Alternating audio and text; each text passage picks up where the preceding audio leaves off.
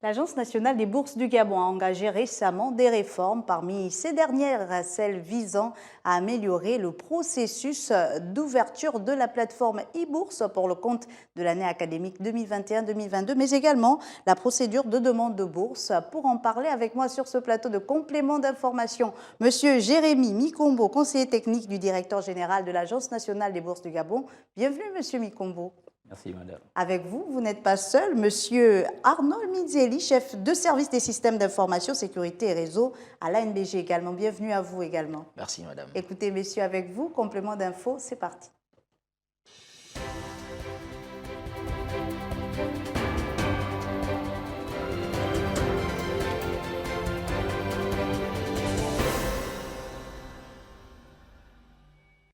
Madame, Messieurs, bienvenue dans ce nouveau numéro de complément d'information sur Gabon 24 pour parler avec moi de cette nouvelle procédure de demande de bourse d'études au Gabon, mais pour tous les étudiants gabonais, ceux du Gabon et ceux de l'étranger. Messieurs Mikombo et Minzeli, respectivement conseillers techniques du directeur général à l'ANBG et chef de service des systèmes d'information, sécurité et réseau à l'ANBG. Messieurs, une fois de plus, bienvenue. Alors peut-être la première question, c'est quel est l'intérêt de cette nouvelle procédure? Qu'est-ce qui se faisait avant qui n'a pas fonctionné? Pourquoi avoir permis cette nouvelle procédure? Bien, merci de nous recevoir à nouveau sur ce plateau. Alors, depuis 2011, l'Agence nationale du bourse du Gabon avait une gestion technique et physique des dossiers de bourse. Et en ce moment-là, nous étions autour de 11 000 boursiers. Et aujourd'hui, avec l'accroissement des effectifs des boursiers et des demandeurs de bourse, ce système ne tenait plus. Donc, il fallait penser à un nouveau système. Parce qu'il faut dire que nous sommes passés de 11 000 aujourd'hui à 36 000. Quand même. Les effectifs sont, oui, quasiment, même pas quasiment, c'est le triple. Un peu plus du triple même. Plus, oui. Du triple des effectifs. Et là, ce sont des boursiers. Il y a à côté des boursiers des demandeurs de bourse. Et donc, s'il faut estimer le nombre de dossiers examinés par an, on est à plus de 70 000. Avec ce système, il n'était plus possible d'être efficace. Donc, il fallait donc réfléchir et voir quel mécanisme mettre en œuvre pour adopter un nouveau système qui nous permettrait de pouvoir être plus efficace, plus performant dans la gestion des dossiers. Et donc, le directeur général, Madame Sandra Flor Mambari Penze, épouse Besselo, a développé un mécanisme, c'est celui de digitaliser le système. Quelle est la plus-value de ce mécanisme? La plus-value, c'est qu'aujourd'hui, on a la possibilité de traiter le plus grand nombre d'étudiants, de dossiers de bourse. Et donc, on est passé de cette gestion physique pour une gestion digitalisée. Et aujourd'hui, nous avons la possibilité, en un seul clic, par exemple, d'examiner plus de 5 000 dossiers par jour, ce qui n'était pas le cas par le passé. Et donc, nous avons acquis l'outil e-bourse. D'accord. Nous avons acquis l'outil e-bourse qui nous permet aujourd'hui, qui permet à tout apprenant aujourd'hui de faire sa demande de bourse en ligne. Alors, on aimerait savoir quels sont ces apprenants qui sont concernés par cette nouvelle procédure. Est-ce que c'est les bacheliers? Est-ce que ce sont les étudiants boursiers ou non boursiers? Bien, ce qu'il faut dire, c'est que déjà, aujourd'hui, le fait de vulgariser la procédure de demande de bourse a pour objectif de donner la chance à tous les apprenants pour pouvoir obtenir une bourse. Vous savez que le président de la République, chef de l'État, prône la politique de l'égalité des chances. Et la direction générale de l'ANBG s'est saisie de cette politique et la met en œuvre à son niveau.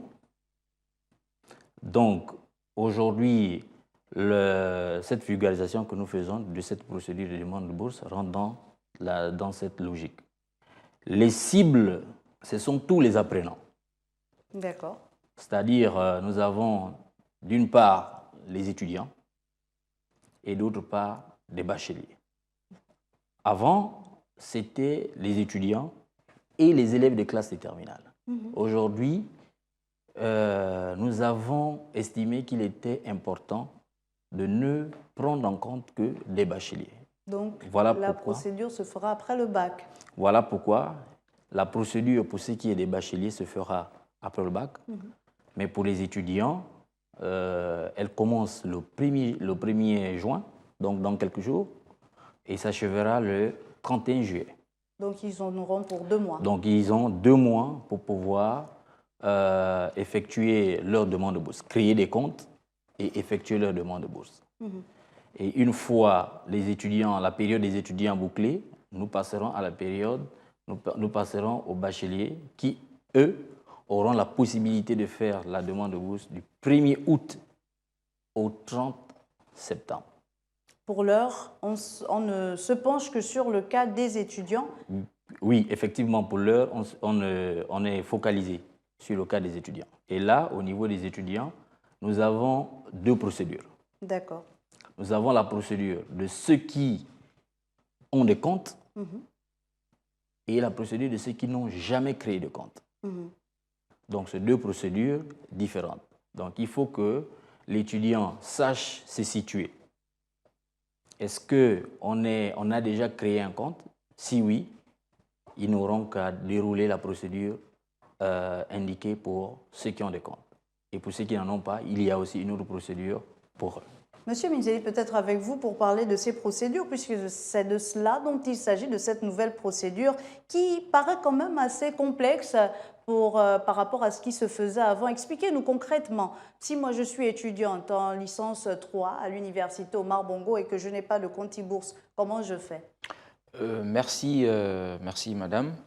Il faut déjà rappeler que nous sommes ici présents aujourd'hui pour parler de la procédure de demande de bourse en ligne. D'accord. Et il faut rappeler que la période d'inscription, donc nous allons nous focaliser sur la procédure de demande de bourse en ligne pour les étudiants. Et comme disait monsieur le conseiller tout à l'heure, la période d'inscription de cette cible-là, c'est du 1er juin au 31 juillet 2021. Alors, on note 2 procédures pour cette cible-là. Donc, nous avons la procédure des étudiants boursiers et non boursiers détenteurs d'un compte e-bourse actif. D'accord. Nous avons également la procédure des étudiants non boursiers n'ayant jamais créé un compte. Et comment se déclinent ces différentes procédures. Nous allons commencer par la procédure des étudiants détenteurs d'un compte actif. D'un compte e-bourse. E-bourse actif. Donc, elle se décline de la manière suivante. La demande, en fait, ils vont directement faire la demande de bourse. Donc, les étudiants vont directement faire la demande de bourse. Et donc, nous avons, dans cette demande de bourse, dans cette étape, nous avons 5 phases différentes. Lesquelles sont? Alors, nous avons l'accès au site e-bourse. C'est-à-dire que les étudiants qui ont déjà un compte actif, plus besoin de créer un compte e-bourse. Donc, ils vont directement faire la demande de bourse en accédant à e-bourse en passant par leur compte e-bourse. Oui, c'est-à-dire que la première phase consiste à aller sur la plateforme, donc les www.anbg.online. Ça, c'est la première phase. La deuxième phase consiste à se connecter à son compte e-bourse, c'est-à-dire en entrant son identifiant et son mot de passe. Et la troisième phase consiste, elle, à aller sur l'onglet « Dossier » et cliquer sur « Nouvelle demande ». Je reviens un peu sur la deuxième phase. La deuxième phase, lorsque vous avez rentré l'identifiant et le mot de passe, vous avez votre espace qui s'ouvre à vous. Et dans votre espace, vous avez l'onglet Dossier. Et en cliquant sur l'onglet Dossier, vous avez un autre onglet qui va s'afficher et qui vous présente la nouvelle demande. Donc, vous cliquez sur Nouvelle demande et tout de suite, vous validez. Dès que vous validez, en principe, vous avez terminé avec la troisième phase et vous passez à la quatrième phase qui, elle, consiste à cliquer sur le dossier de l'année 2021-2022. Donc là, en principe, vous ouvrez le dossier de l'année 2021-2022. Oui, la nouvelle année qui va commencer. D'accord. Et puis, vous validez. Dès que vous validez, vous avez terminé avec la phase 4. Et la phase 5, qui est la phase finale, consiste, elle, à cliquer sur l'onglet pièces justificatives, d'accord, et à téléverser les documents obligatoires. Donc, quels sont ces documents qui sont demandés pour ceux qui ont déjà, on considère que ce sont ceux qui ont déjà un compte e-bourse, oui. Qui sont peut-être boursiers ou pas?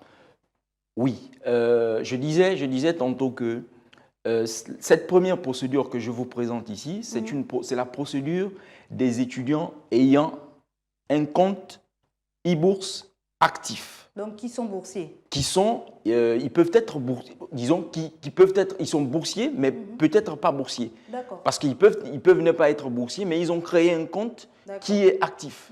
Donc, c'est la même procédure que l'on soit boursier ou pas? C'est la même procédure que l'on soit boursier ou pas. Et donc, lorsque nous avons, au niveau de la cinquième phase, lorsque nous avons cliqué sur pièces justificatives, il faut téléverser, comme je disais, les documents obligatoires, scanner. Donc, vous scannez vos documents, vous scannez les documents et vous les téléversez. Et ces documents, c'est quoi? Ces documents, ce sont les résultats, donc les relevés de notes. Ces documents, c'est quoi? Ces documents, c'est les inscriptions. Et donc, lorsque vous avez fait toutes ces 5 phases, en principe, vous avez fait votre demande de bourse. Est-ce que les documents sont les mêmes pour moi qui n'ai pas encore eu de bourse et pour celui qui est déjà boursier? Oui, les documents sont les mêmes. Pour le renouvellement et pour la demande? Exactement, les documents sont les mêmes. Pourquoi? Parce que, je disais tantôt que c'est l'inscription que vous scannez et que vous téléversez. À côté de l'inscription, vous avez les résultats. Vous scannez vos résultats et vous téléversez. Donc, que vous soyez boursier ou non boursier, les documents dont nous avons besoin pour pouvoir finaliser votre demande de bourse, ce sont ces documents-là. Et pour ceux qui n'ont pas de compte e-bourse, peut-être y arriver, ou bien vous aviez autre chose à dire? Pour ceux qui n'ont pas de compte e-bourse, donc les étudiants qui n'ont pas de compte e-bourse, alors leur procédure apparaît quand même nouvelle. Est-ce qu'il n'y a pas plus de facilité pour ces derniers? Bon, on va dire que la procédure déjà en elle-même, elle n'est pas difficile. Elle est accessible à tous. Elle est accessible à tous. Et donc, pour les étudiants boursiers ou non boursiers n'ayant jamais créé un compte e-bourse, pour eux, ils ont 2 étapes. La première étape consiste à la création du compte e-bourse. Et cette étape se décline en 6 phases. La première phase consiste, elle, à accéder au site, donc les www.anbg.online. La deuxième étape, vous cliquez sur « Je n'ai pas de compte, je crée mon compte ». D'accord. La phase 3, elle, consistera à remplir l'ensemble à remplir le formulaire de création de compte, puis cliquer sur « Enregistrer ». Alors, à cette phase, nous avons un élément très important que nous appelons l'adresse mail. Aujourd'hui, l'adresse mail est devenue une identité. Nous avons constaté l'année dernière que les étudiants avaient du mal à avoir une adresse mail valide et accessible. Donc, aujourd'hui, nous invitons l'ensemble des étudiants à avoir une adresse mail valide et accessible pour créer leur compte e-bourse. Parce que si vous n'avez pas une adresse mail valide ou accessible, eh bien, vous ne pouvez pas continuer l'étape de la création du compte. Elle est sous-tendue par l'adresse mail, en fait. Exactement. Nous avons constaté que les étudiants, beaucoup ont utilisé les adresses mail des camarades. Et après, sachant que le compte e-bourse, pour un compte e-bourse, il faut une adresse mail. On ne peut pas créer 2, 3, 4 ou 5 comptes e-bourse avec la même adresse mail. Et donc, ils se sont retrouvés avec des difficultés. Ils ne pouvaient plus accéder à leur espace, tout simplement parce qu'ils avaient créé le compte avec l'adresse mail d'un camarade. Oui.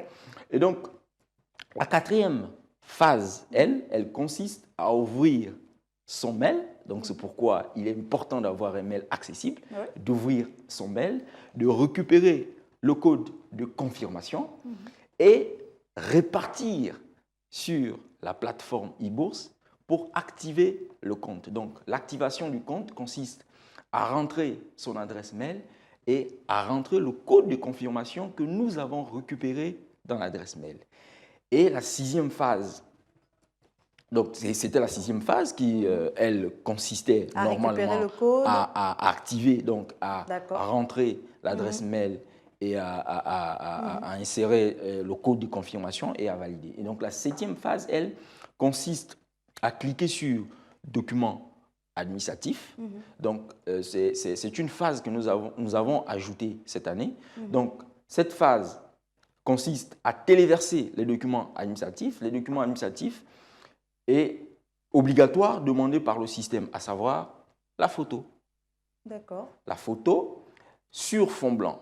Et nous invitons les étudiants à nous téléverser des photos de bonne qualité. Pourquoi j'insiste là-dessus? Eh bien, tout simplement parce que l'année dernière, nous avons enregistré des selfies. Des selfies, des photos, mais vraiment pas de bonne qualité. Ouais. Et l'attestation de bourse, c'est un document administratif et c'est les photos de bonne qualité que nous devons retrouver sur ce document. Ceci étant important pour la suite de la validation également du dossier. Exactement. Et donc, parmi les documents à téléverser, nous avons également l'acte de naissance légalisé, l'acte de naissance gabonais légalisé. D'accord. Et à côté de l'acte de naissance gabonais légalisé, nous avons le certificat de nationalité et jugement déclaratif du tribunal ou décret du président de la République pour tous ceux qui ont acquis la nationalité gabonaise. Ça, c'est uniquement pour créer son compte e-bourse. On n'est pas encore dans la demande. Non, uniquement pour créer son compte e-bourse. Alors, nous avons une toute dernière phase, laquelle? La 8e. Donc, cette phase consiste à attendre que l'ANBG valide les documents que vous avez téléversés, donc les documents que j'ai cités tout à l'heure. Et ça se passe en combien de temps? Est-ce qu'il faut attendre 1 mois, 3 ans? Non, ça, il faut pas attendre 1 mois, 3 ans, non. Ça, si vous faites votre création de compte à 8 heures, par exemple, à 10 heures ou 9 heures, vous avez la réponse. Maintenant, si vos documents ne sont pas conformes, ces documents seront rejetés et tout de suite, vous allez recevoir une notification vous indiquant que vos documents ne sont pas conformes. Et de là, vous devez reprendre la procédure pour pouvoir charger, téléverser des documents conformes. Une fois on l'a fait, c'est validé. Lorsqu'on a la réponse de l'ANBG, c'est validé. On a notre compte e-bourse qui ne sous-entend pas qu'on est déjà boursier. Exactement. Lorsque nous avons terminé avec la 8e phase et que l'ANBG a validé, nous allons à la 2e étape qui, elle, consiste à la demande de bourse. Et on rejoint les premiers qui, eux, étaient déjà détenteurs de compte e-bourse. C'est la même procédure pour la demande de bourse. Est-ce que c'est la même, M. Mikombo, pour ceux qui sont ici à la capitale, à Libreville? C'est assez facile, mais quid de ceux qui sont à Franceville, à l'USTM par exemple, ou à l'étranger aussi? Bien. À l'étranger, c'est plus facile parce qu'ils sont bon, dans certains pays où ils ont plus facilement, dans les pays très avancés dans le digital, donc ça ne cause pas de problème. Bon, pour le Gabon, notamment ceux de l'intérieur du pays, il y a quand même quelques soucis. Mais bon, nous, comment la NBG règle ces soucis-là? Nous, on a mis en place. En fait, ce qui est plus important, c'est que les étudiants soient informés de la procédure. Mais s'ils n'arrivent pas à accéder à la procédure, comment ils font? Nous avons mis tout un plan de communication pour amener les étudiants à s'approprier la procédure. Si on a un problème d'Internet, par exemple, à Franceville, pour rester sur le cas de l'USTM, est-ce qu'ils ont la possibilité de venir physiquement au niveau de la NBG? Non, c'est vrai qu'il y a des soucis d'Internet un peu partout. Hein, et ça ne dure pas 2 semaines, 3 semaines, 1 mois, 2 mois. On a quand même donné aux étudiants la possibilité de créer leur compte et de faire leur demande de bourse. On a quand même donné 2 mois aux étudiants. Donc, normalement, ce qui est plus important, c'est de s'approprier la procédure.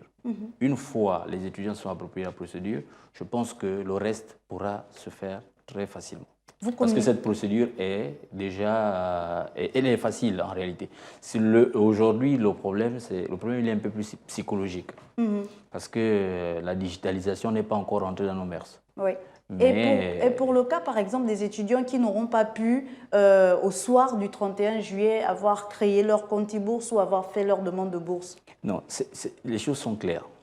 Nous donnons 2 mois aux étudiants pour pouvoir créer leur compte et faire leur demande de bourse. Ça veut dire que vous... Ça veut dire que l'étudiant qui ne fera pas sa demande de bourse, qui ne créera pas son compte ou qui ne fera pas sa demande de bourse dans les délais prescrits, ne pourra pas prétendre à la bourse. Il y avait un des critères, c'est celui de l'implication de certains documents, notamment les relevés de notes. Mais est-ce que vous êtes sûr qu'en date du 31 juillet, toutes les universités et toutes les grandes écoles auront déjà délivré leurs résultats? Non, madame, ce qu'il faut retenir, les étudiants doivent créer leur compte et faire leur demande de bourse. D'accord, même les résultats, c'est en attendant les résultats. Les résultats, oui, en attendant les résultats. Parce qu'ils ont la possibilité, désormais ils ont un compte. D'accord.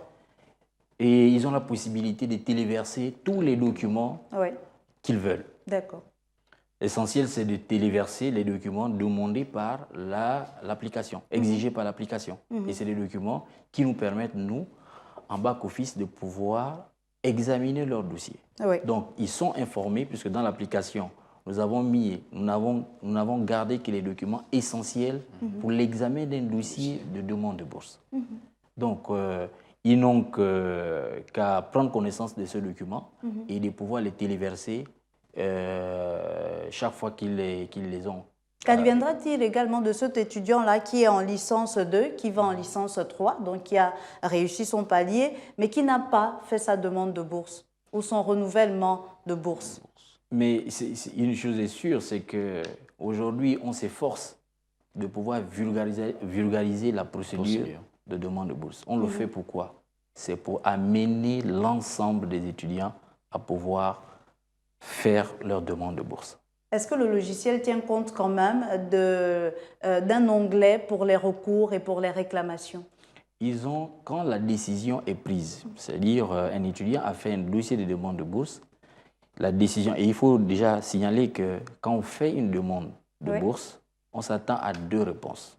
À une réponse favorable, parce que l'étudiant remplit les conditions, et une réponse défavorable, parce que l'étudiant ne remplit pas les conditions.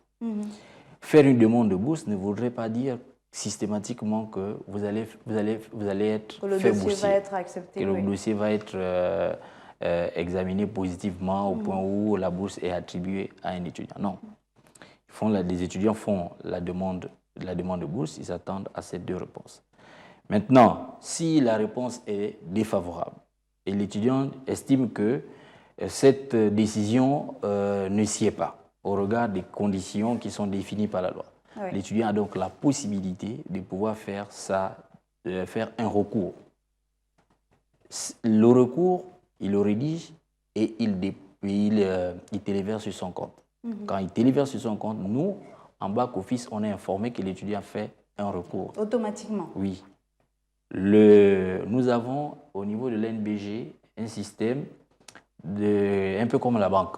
Oui. C'est-à-dire qu'on a des gestionnaires. Des gestionnaires. Qui ont chacun un portefeuille. D'accord. Donc, l'étudiant, quand il téléverse ce document, son gestionnaire est informé du document téléversé par l'étudiant et traite le dossier, transmet aux autres services qui, jusqu'à ce que le dossier aboutisse en commission, qui réexamine ce dossier pour pouvoir apprécier les éléments nouveaux versés par l'étudiant. Certainement, pour terminer, messieurs, ceci...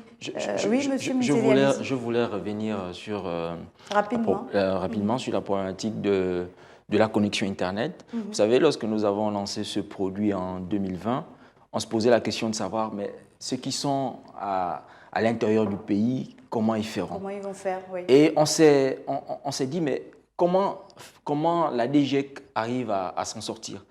Et en travaillant avec la DGEC, on a compris un peu comment il fonctionne et on s'est lancé là-dedans et nous étions surpris au 1er mai que nous avions, au 1er mai 2020, nous avions près de 70 000 demandes. Et donc, on a fait les stats par établissement et on s'est aperçu que c'est vrai que tous les établissements, je veux dire tous les élèves, les effectifs, je veux dire tous les élèves n'ont pas fait la demande, oui. Mais tous les établissements, dans chaque établissement du pays, on a reçu des demandes de bourse. Donc c'est pour dire que c'est faisable. Et finalement, ce système, messieurs, est-ce que vous pouvez rassurer les étudiants qui va permettre aussi un paiement à l'heure, finalement, de ces allocations d'études? Parce qu'on l'a constaté, monsieur Mikombo, et vous pouvez le témoigner, puisque vous étiez déjà avec moi sur ce plateau pour parler de ces retards constatés dans le paiement des allocations d'études. Donc, est-ce que ce système va aussi régler cette question-là? Est-ce qu'on sera dans les temps pour l'année académique 2021-2022? Le retard de paiement de bourse est imputable à tous les maillons de la chaîne. Dont le premier maillon est l'ANBG. Le premier maillon, c'est l'étudiant. D'accord. Parce qu'aujourd'hui, avec le système, avec l'application e-bourse, c'est l'étudiant qui fait sa demande. Donc, engage lui seul sa responsabilité. Qui est au cœur. Contrairement aux années antérieures où l'étudiant faisait, quand on était dans la gestion physique, où les étudiants faisaient des dossiers, transmettaient, pour ceux qui sont à l'étranger, à l'ambassade, et l'ambassade, parfois certains dossiers arrivaient, d'autres n'arrivaient pas, ou bien l'élève transmettait au chef d'établissement, ainsi de suite, qui ne transmettait pas forcément. Aujourd'hui, l'étudiant est responsable. Il fait sa demande en ligne, le chef d'établissement n'est pas au courant, lui seul est responsable. Et donc, pour répondre à ma question rapidement, est-ce que ça rassure sur l'effectivité à l'heure, pour répondre à votre question, je disais que ce sont les maillons de la chaîne. Ouais. Et le premier maillon de la chaîne, c'est l'étudiant. L'étudiant doit transmettre à l'ANBG, dans les délais, son résultat de l'année et son inscription de l'année X+1. Ces deux éléments sont très importants pour l'examen d'un dossier en commission. Si l'étudiant ne met pas à disposition ces documents, l'ANBG ne peut pas examiner son dossier. Ça, c'est le système d'hier. Aujourd'hui, au regard du fait qu'on imputait le retard à l'ANBG a décidé d'examiner l'ensemble des dossiers. C'est-à-dire que ce dossier soit complet ou incomplet, on l'examine. On prend la décision qui s'impose au moment de l'examen. Et comme ça, l'étudiant est informé des éléments qui manquent à son dossier. Et comme ça, il n'aura plus la possibilité de dire non, l'ANBG est en retard dans le paiement, l'ANBG est en retard dans le paiement, l'ANBG est en retard. Merci beaucoup à vous. Monsieur Mikombo, malheureusement, on sera obligé de s'arrêter là aujourd'hui. On aura certainement l'occasion de revenir sur ces questions qui sont très intéressantes. Surtout, peut-être une prochaine fois pour les nouveaux bacheliers qui vous regardent également et qui attendent comment va se passer la procédure déjà de création du compte e-bourse et aussi de demande de bourse. On vous retrouvera certainement, messieurs Jérémy Mikombo, conseiller technique du directeur général de l'Agence nationale des bourses du Gabon, et monsieur Arnaud Mindieli, chef de service des systèmes d'information sécurité réseau à l'ANBG. Merci beaucoup d'être passé sur ce plateau de complément de l'information et merci à vous, chers téléspectateurs. Je vous dis donc à très vite sur Gabon 24. Merci.